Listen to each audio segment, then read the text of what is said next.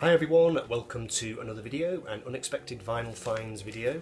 We're listening to McCoy Tyner, the album Passion Dance, which is from, I think it's from 1978, recorded in performance at a festival in Tokyo, Japan.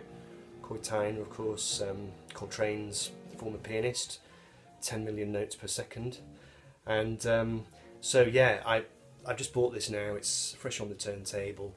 I popped into town actually to go to my local record stall guy who comes to town twice a month, Whitesnake Records. I wanted to go and buy some Psychedelic Furs albums that he had last time I was down there, but I called into the Oxfam charity shop on the way, and there was the fag end of a collection there which had been being sold off over the last couple of weeks, and I didn't know about it, so I was catching the end of it.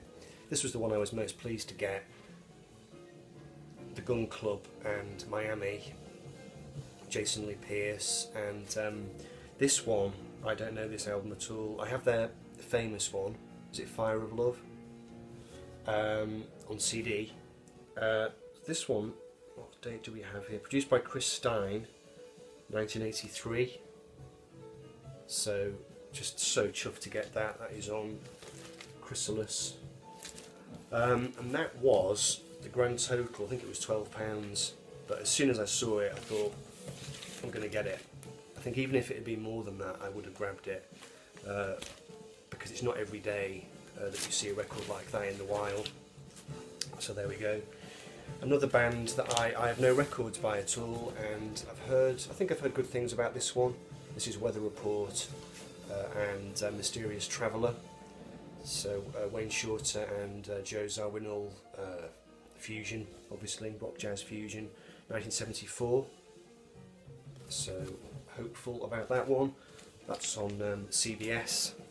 Trying to expand the ELP collection. Haven't quite worked out yet whether I'm a fan of this band or not. I'm still working on them, but these were the two albums, both at good prices. This I believe is the debut, so got that one. It's on the beautiful pink rim label.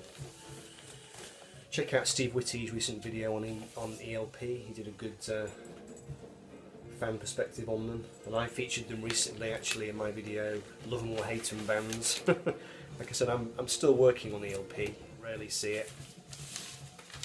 And then I also picked up Trilogy. And this is the first time I'm actually opening this one.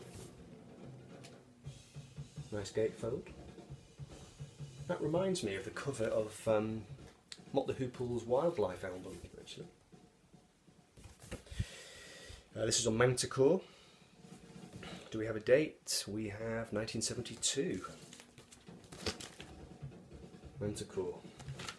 So, yeah, two more for the collection. I have Tarkus already and Brain Salad Surgery, so onwards and upwards.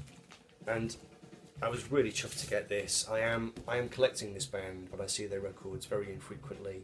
This is Little Feet, Down on the Farm, featuring the fantastic drumming of Richie Haywood, who I'm a big fan of.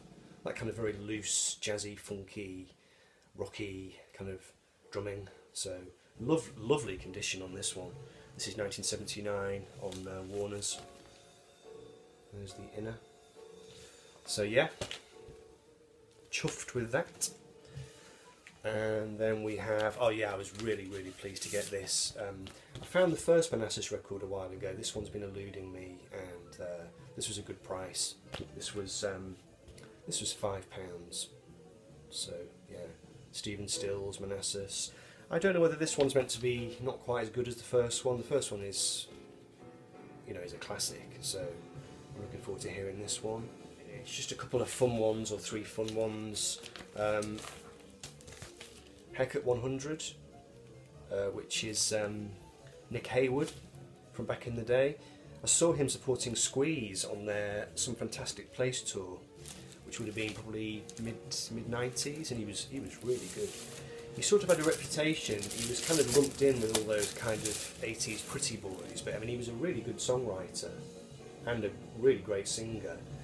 When I saw him support Squeeze, he did a rocking version of Dr. Robert by the Beatles.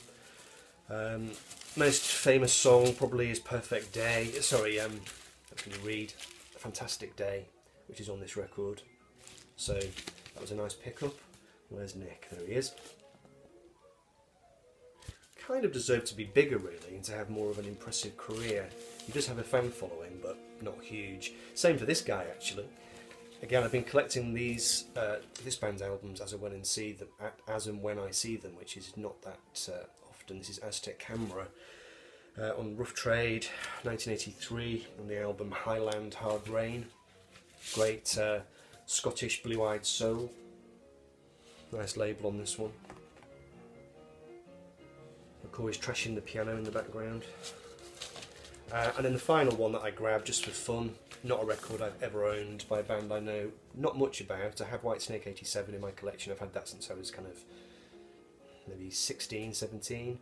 Never really explored their earlier work when they were more of a blues band. This is 1980, 81, so I don't know at what point in their career they were. So Neil Murray on bass, Ian Pace on drums, you can't argue with that, can you? John Lord on keyboards, and of course David Coverdale on vocals.